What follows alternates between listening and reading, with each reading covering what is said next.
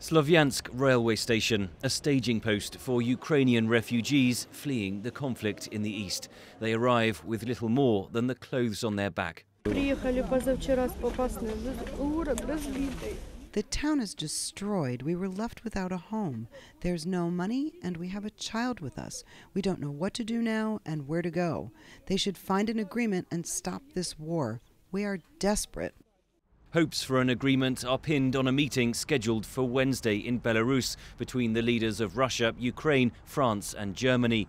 It could prove a critical turning point, says Jonathan Isle of the Royal United Services Institute in London. Were this to fail, it would be difficult to see how certain other steps, like arming the Ukrainian military, will not be taken instead. Washington is debating giving arms to Ukraine if the talks fail. In Eastern Europe especially, there is a belief that Russia must not be appeased, says Isle. For a lot of new member states in the alliance, this is a matter of life and death, and not doing anything to stop Russian aggression raises very serious questions about the security arrangements in Europe. So not doing anything is not an option either. Europe opted Monday to freeze new sanctions on Russia ahead of the Minsk meeting. Britain's Foreign Secretary urged European partners to maintain the pressure on Moscow. Until we see Russia complying on the ground, withdrawing troops, closing the border, stopping the flow of weapons, we can't relieve the pressure in any way.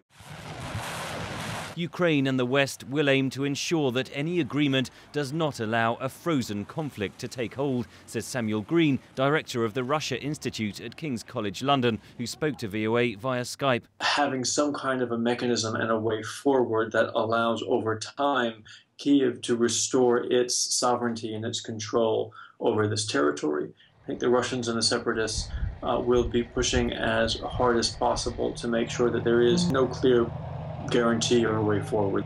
Russia and Ukraine signed a ceasefire deal in September, but the conflict has intensified, resulting in gains for the Russia-backed separatists. If we were to accept the ceasefire according to the lines imposed by Russian troops today, then it will be seen in Ukraine as a cave-in to the Russians.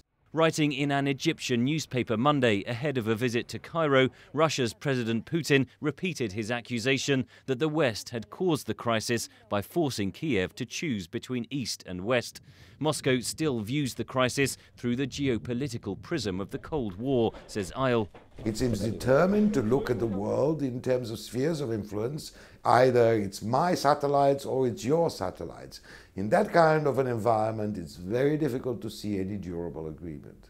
With such wide differences, analysts say the best hope is for a ceasefire deal that will slow the bloodshed and allow further talks on the future of Ukraine. Henry Ridgwell for VOA News, London.